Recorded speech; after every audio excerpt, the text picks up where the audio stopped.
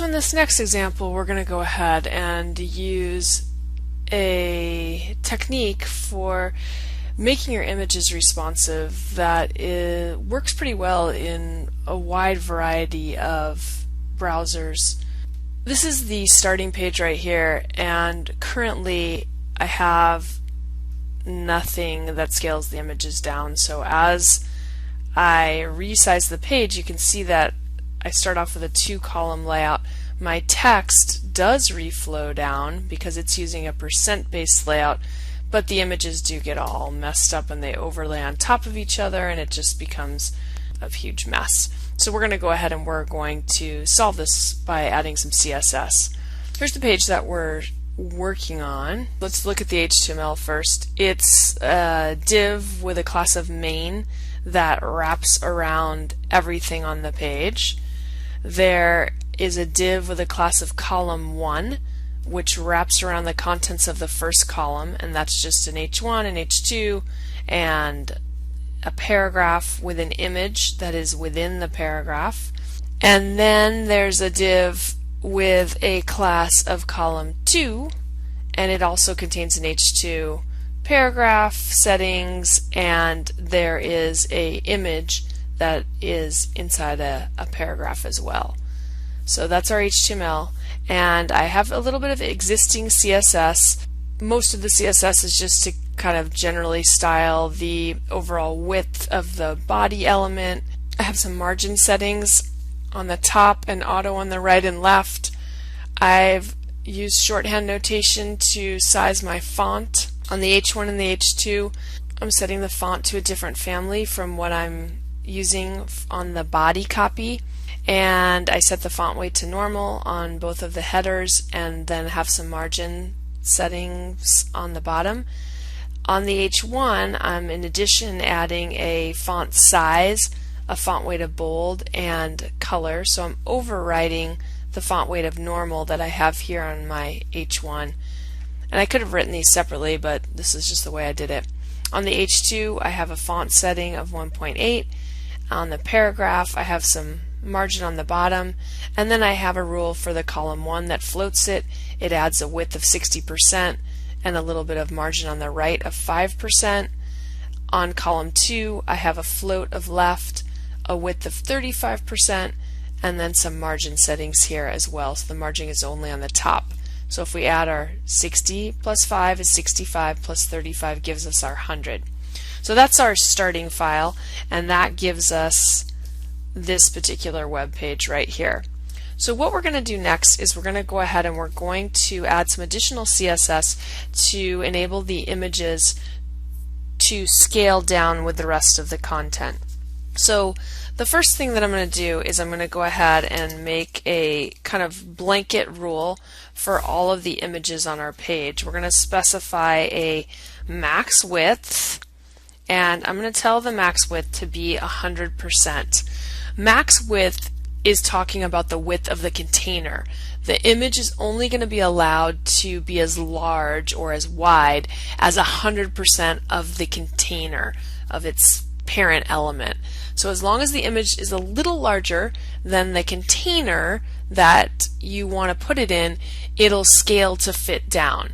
So one trick of using fluid images is that you need to make sure that you have the image at its largest size, because when the image is scaled down, we don't lose too much quality, but if the image was small and it had to scale up, then the quality would be compromised. So if you're going to do this technique, you do have to create the image at the largest size that you would want it at.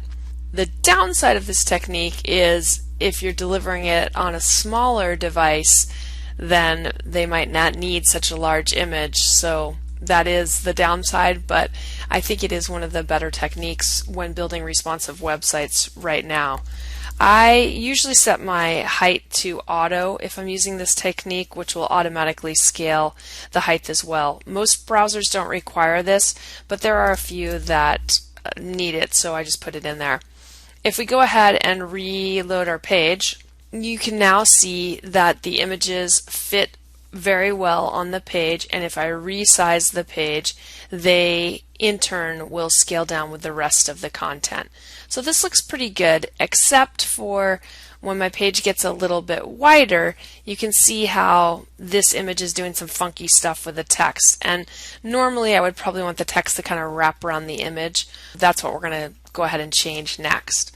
I'm going to go back into my document right here, and what we're going to do is we're going to go ahead and we're going to add a class to this image. This is the one that's in the first column because we want to treat this image a little bit differently than other images that are on the page. So I'm going to go ahead and I'm going to add a class, and we'll just call this one floated. I'm going to go ahead and I'm going to make a rule for the floated image. So we'll just write img.floated, and I'll open my curly braces for my CSS. And then what I'm going to do is I'm going to tell this image to float on the right, which will position the image on the right, so the text is going to flow around the left hand side. I'm going to add some margin settings, so we'll do 0 for the top, 0 for the right. I'm going to make a margin of 1 em on the bottom, and we're going to use 2 ems on the left so that the image and the text don't crash into each other. Then what I'm going to do on this particular image is I'm going to resize this image down to 50%. So I'm using a width value of 50%. Again, this is referring to the parent that the image is inside of, which in this case is the paragraph tag. So if the image is inside of the paragraph, it's going to be 50% of the overall width of the paragraph. And I want to do this because I want the text to be able to wrap around the image. Currently, if we look at our image, the image is really wide. Depending on how wide my browser is, it gets really wide. So I'm going to want to have the image only be half as wide as this paragraph so that the text has some room to go. So we'll go ahead and add that width of 50%. Let's go ahead and just take a quick look at this. So let's save the page and let's refresh it in the browser. You can now see that this image that's in the first column is much smaller. It's over here on the right. The text flows around it really nicely. Okay, and if I size my page up, the text just continues to flow around and the image gets a little bit bigger. If I size my page down, it still works pretty good until I get to a spot where the image is getting very small here. My text, it's kind of weird that the text is like only 2 words on a line, so that might not be exactly what I wanted to do. So let's go ahead and in addition to what we have, let's go ahead and let's add a minimum width on this image as well, and I'm going to give it a minimum width of about 200 pixels. This is going to ensure that the image will never get smaller than 200 pixels. You'll notice that I am using pixels in this particular case. If we go back out to the browser and refreshing, you'll now see that at a certain point my image stops shrinking down. So you can see that once it gets to that particular spot where it's 200 pixels, now the image no longer shrinks down. I still am having some weirdness that's happening right here, and we'll fix that in just a second with a couple of media queries. Let's go ahead and take care of that. So this is working fairly well, but I am going to make a couple of media queries just so that I can have ultimate control over how this is working. So I'm going to go ahead and I'm going to write my @media screen and we'll use a max width to start off with. And I'm going to set the max width to 800 pixels, and then I'll open the media query curly brace, and then inside I'm going to put any rules that I want to change. So my first rule actually has to do with the column. So I'm going to say both column 1 and column 2, and then I like to make my curly braces right away. I'm going to tell the floats of the column to be none, so I'm going to get rid of the fact that they are appearing side by side. I'm going to change the width of each of the columns to 100%. So before, you'll remember that column 1 was 60%, column 2 was 35%. We're going to make them 100%. I'm going to change the margin settings all around just to 0. So let's just save the page and let's take a look in the browser. Now when the page is resized, I actually misspelled width. Let's fix that really quickly. Spelling counts when you're doing stuff like this. As I resize the screen, when the screen gets less than 800 pixels, you can see that we no longer have our two columns. It's going to switch to a one-column layout. And if I scroll down, here's the rest of the content on the page. So the quick facts just goes underneath. And I can continue to resize my screen. At a certain point, our main floated image right here is going to get to its 200 pixel size and stop scaling down.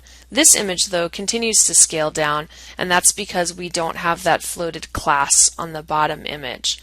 So there's just going to be one more thing that I want to add with a media query to make this a little bit more functional. I'm going to actually create another media query. So we'll do an add media screen, and I'm going to go ahead and set another max width. This max width is going to be set at about 500 pixels. Let's just give that a try. And I'll open up the curly brace for the media query, and then I'm going to go ahead and specify the image.floated. So this is the rule that I want to overwrite, and I'm going to tell the image to have a float of none. So I'm going to get rid of the floated image. I'm going to tell the image to display as a block level element, and that will allow the image to appear on its own line instead of having the text show up right near the bottom of the image, because images by default are inline. If I change the display to block, it'll force a hard return. I'm going to change the width of the image to maybe 90%, and this is referring again to the parent that the image is inside of. So it's inside of the paragraph tag. It's now going to be 90% of the size of the paragraph tag. I'm going to also give it a minimum width, and this will ensure that the image never gets smaller than a certain amount. So we'll use a minimum width of 300 pixels here, and I'm just going to use a margin on the left of 0 pixels. I want to ensure that the image is not going to inherit the margin settings on the left that we had above. So let's go ahead and let's save the page and check it out in the browser. Alright, so here's our widescreen version of our page. As I reduce down, the images get smaller until they get to the break point where they switch to the one column. The image is side by side here, and when we get less than 500 pixels, you can see that the image no longer becomes floated. It moves to this position, and everything's kind of stacked like so. That might be a little small for that image. Let's scale that image up a little bit. So I'm going to change my minimum width value. Oh, it's not rendering my minimum width because I forgot my semicolon in the previous declaration. So let's just fix that and save it and take a quick look again.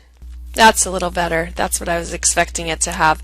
So now you can see that the image is nice and big. Everything looks pretty good. As I scale my browser up, the image will get smaller once again and appear to be floated, and then at a certain point in time we're going to go back to our two column layout.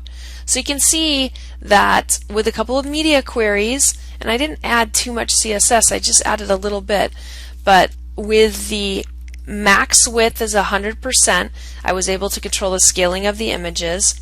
I set some attributes on width and minimum width of a specific image that I wanted to be treated a little bit differently, and then I just made a couple of media queries. The second media query is the only one that's affecting the image. When the browser gets a little bit narrower to 500 pixels, it's going to just change how that image flows with the rest of the documentation.